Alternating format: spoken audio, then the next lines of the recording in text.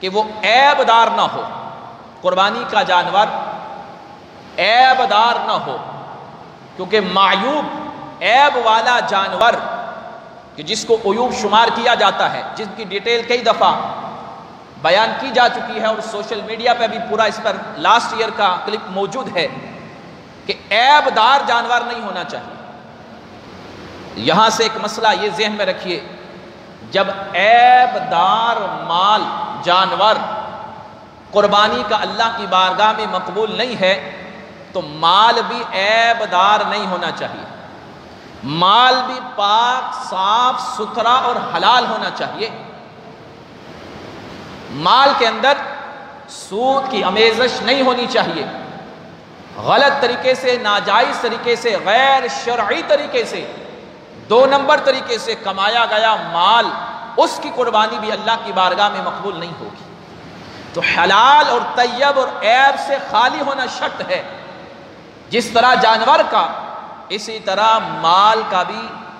عیب سے پاک ہونا شرط ہے۔ جس طرح جانور کے لیے بے عیب ہونا شرط ہے، اسی طرح بندے کی نیت بھی بے عیب ہو، یعنی اس میں کوئی منفعت، کوئی لالچ، کوئی ریا، کوئی دکھلاوا، کوئی نمود، کوئی نمائش نہیں ہونی چاہیے، بلکہ محض اللہ کی رضا شامل حال ہونی چاہیے۔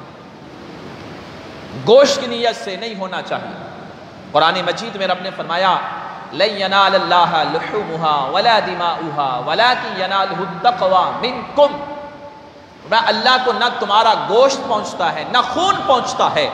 رب کو نہ خون کی حاجت، نہ گوشت کی حاجت، ہاں وَلَكِنْ يَنَالُهُ التَّقْوَى مِنْكُمْ،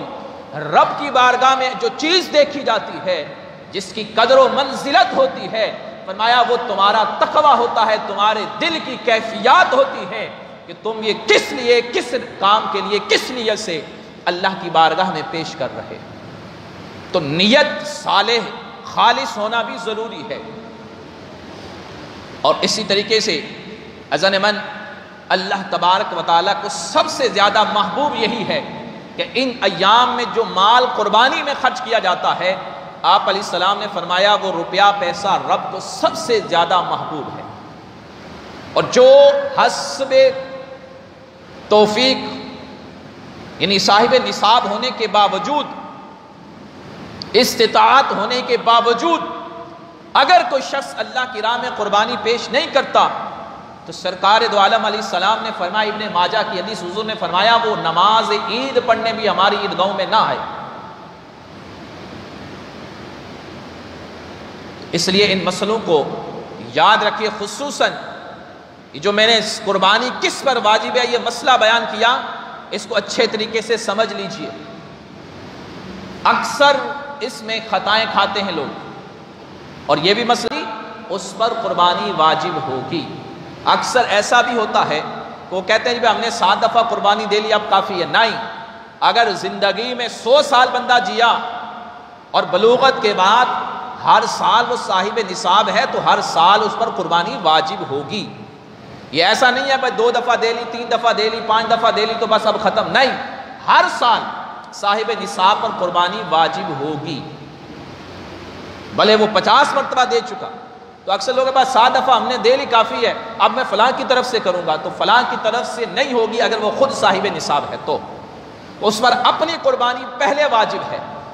اکثر یہ مسئلہ بھی آتا ہے، کوئی نوجوان صاحب نصاب ہے، اب وہ قربانی دینا چاہتا ہے تو کہتے ہیں جو پہلے ماں باپ کے نام کی دو پھر اپنی دینا،